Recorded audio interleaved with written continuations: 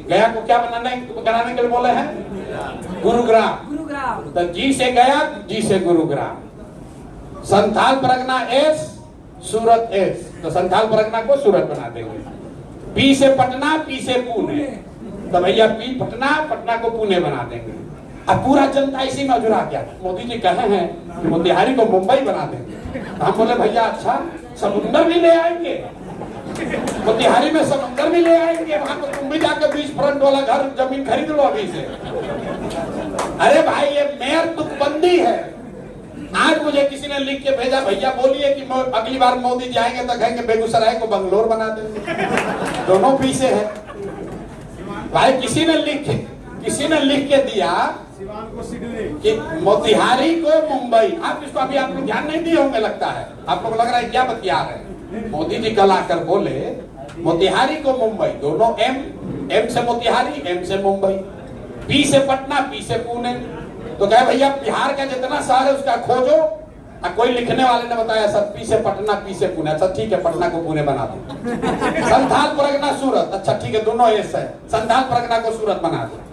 M से Motihari, M से मुंबई। ऐसा ही किसी ने, अब नाम नहीं बताएंगे किसने लिखा था, काशी को क्योटो बना देंगे। वो भी के से काशी, के से क्योटो था। तो वैसे ही क्योटो था ना जापान वाला, तो वही वाला लाइनवा कोई लिख दिया है, 4 को दिखला कर बोल गए मोतिहारी में। तो मेरे भाई ये सब बात चलती रहेगी। अभी फिर कोई कहेगा आप काहे पर्सनल अटैक कर रहे हैं। पर्सनल अटैक नहीं कर रहे हैं। जनता को कोई नेता बेवकूफ नहीं बना रहा है, जनता खुद ही बेवकूफ बनने के लिए तैयार बैठी हुई। और भैया हमको हम लोग मजा ले रहे हैं कि मोतिहारी को मुंबई बना देंगे मोदी जी। भाई कम से कम 1 मिनट रह के सोच तो लो। तेजस्वी जी ने कहा मैं 2500 रुपया दे दूंगा सबको। चलिए तेजस्वी जी तो कुछ कर सकते हैं, लेकिन हमने कांग्रेस के लोगों को कहा कि भाई चिदम्बरम जी तो इतने बड़े इकोनॉमिस्ट हैं, अगर 2500 रुपया आप हर महिला को दीजिएगा बिहार में, तो 6 करोड़ महिला है, नाबालिग लड़कियों को हटा दीजिए तो 5 करोड़, करीब 4 करोड़ 80 लाख महिला होती है। उसको हर महीने अगर 2500 रुपया दीजिएगा तो साल भर में बजट होगा 1.5 लाख करोड़ रुपया। अब बिहार सरकार में पैसा ही है 1 लाख करोड़, अब तुम कह रहे हो हम दे देंगे 1.5 लाख करोड़, और इसी के आधार पर पूरा बिहार वोट दे देगा। अब फिर कहेगा हमारा तो बातें नहीं पूरा किया। अरे भाई गलती उसका नहीं है, आपके हाथ में भी तो कैलकुलेटर है। कैलकुलेटर नहीं है, मोबाइल तो है, उसमें कैलकुलेटर है। जरा गुणा कीजिए तो अगर 5 करोड़ आदमी को 2500 रुपया हर महीना दिया जाएगा तो 1.5 लाख करोड़ रुपया होता है। ये कहां से आएगा? राहुल गांधी आकर बोले, कोई ये पूछने वाला नहीं है कि भाई इतना बड़ा सौगात, इतनी अच्छी बात आप कर्नाटक में काहे नहीं लागू कर रहे हो जहां तुम्हारी सरकार है? कर्नाटक में तो बिहार से ज्यादा पैसा है। भाई तेलंगाना हिमाचल में क्यों नहीं लागू कर रहे हो? इतना बड़ा बढ़िया ज्ञान आप खाली बिहार के लिए काहे रखे हैं?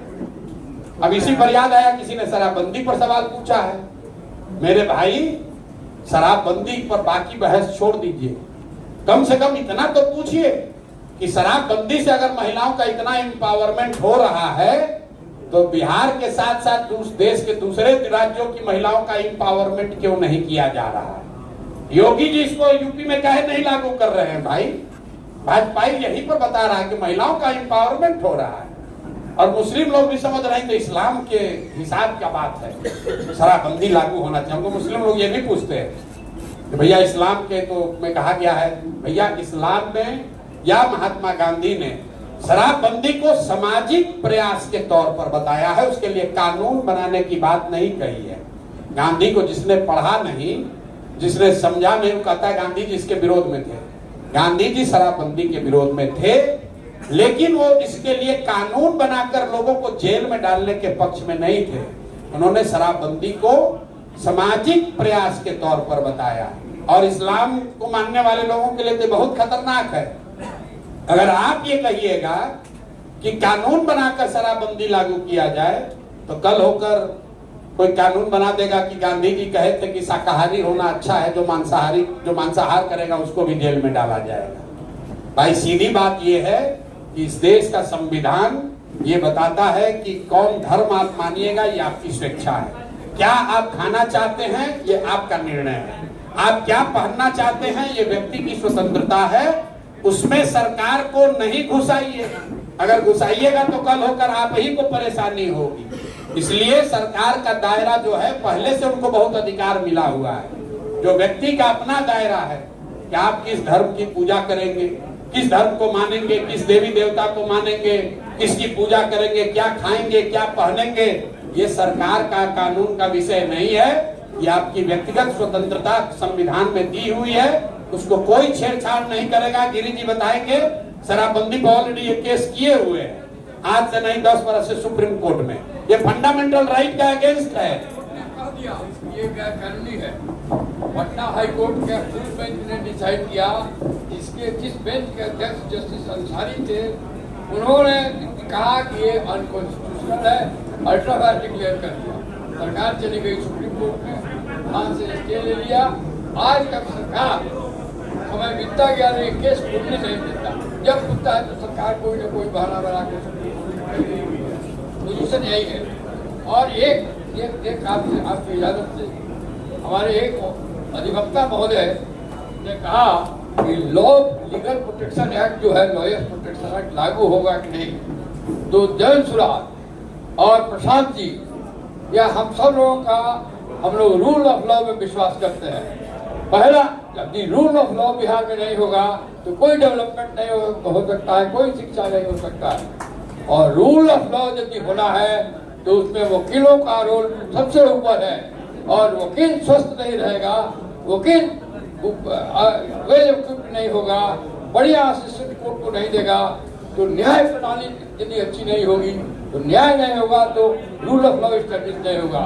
इसलिए वकीलों का ख्याल रखने के लिए प्रशांत जी ने हमें अपने पार्टी का लीगल ऑर्गेनाइजेशन जो लीगल सेल का अध्यक्ष बनाए हैं। और मैं आप लोगों का सब कुछ वर्क आउट कर रहा हूँ, चिंता न करें, मैं हूँ वहाँ।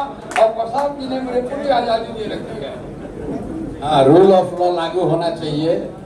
सुरक्षा रूल ऑफ लॉ सबके लिए लागू होना चाहिए। ये अभी देखिए सरकार ने कितना गलत निर्णय लिया। यहाँ जनप्रतिनिधि लोग भी हैं, उनको फायर आर्म्स दे दिया, लाइसेंस दे दिया। कई लोगों को बड़ा अच्छा लग रहा है। हमको लोग बोल रहा है, किसी ने कहा कि आप वोट के लिए तो नहीं बोलिएगा। हम जानते हैं कि मुखिया सरपंच कोई अच्छा नहीं लगेगा, लेकिन हम इसका विरोध कर रहे हैं कि आपको लाइसेंस, आर्म्स का लाइसेंस नहीं मिलना चाहिए। अगर सबके पास हथियार होगा, सबके पास आर्म्स होगा, उससे तो समाज में आप और वायलेंस बढ़ा रहे हैं। अरे भाई, स्थिति ये होनी चाहिए कि सरकार कहे कि भाई जिसके जिसके पास आर्म्स है सरेंडर कर दीजिए, आपकी सुरक्षा का जिम्मा हमारा है। तब न स्थिति बनेगी। अगर हर आदमी को अपनी सुरक्षा के लिए आर्म्स रखना पड़े तब तो बहुत ज्यादा हराकिरी हो जाएगी। ये नहीं होना चाहिए। एक अंतिम बात, पीछे किसी ने पूछा था आर्मी वाले साथी ने, तो मेरे भाई यहीं पर बिहार में लॉ एंड ऑर्डर को कंट्रोल करने के लिए सैप बनाया गया था। और इसलिए आप लोग की ये दुर्दशा है अभी, क्योंकि सैप को जो क्रेडिट मिला उसके वजह से यहाँ के जो एस्टेब्लिश्ड ब्यूरोक्रेट्स हैं, ब्यूरोक्रेसी है, उनको लगा कि कानून व्यवस्था हम लोग ठीक किए और सारा क्रेडिट इस सैप वाला ले जा रहा है। इसीलिए सरकारी यहाँ व्यवस्था में एक्स जो रिटायर्ड आर्मी के लोग हैं, पैरामिलिट्री के लोग हैं, उनको कोई जगह यहाँ पर बिहार में अन्य राज्यों के मुकाबले उस तरह की सुविधा यहाँ नहीं है। क्योंकि सैप का जो एक्सपेरिमेंट किया गया था तो बहुत ज्यादा समाज के स्तर पर उनको क्रेडिट बहुत मिला कि नीतीश जी आए, उन्होंने एक्स आर्मी वालों का इस्तेमाल किया, चौक चौराहे पर लोग खड़े हुए, वो काला पट्टा बांधकर गन लेकर, उससे कानून व्यवस्था सुधरी। तो सरकार को ऐसा लगा कि तो सब क्रेडिट ये लोग ले जा रहा है, इसलिए पैरामिलिट्री और मिलिट्री से रिटायर्ड लोगों को अब सरकारी व्यवस्था में डेलिबरेटली शामिल नहीं किया जाता है। बहुत बहुत धन्यवाद। बात खत्म। अब खाने पर जो कुछ रह गया होगा आपका व्यक्तिगत सवाल तो वहां कर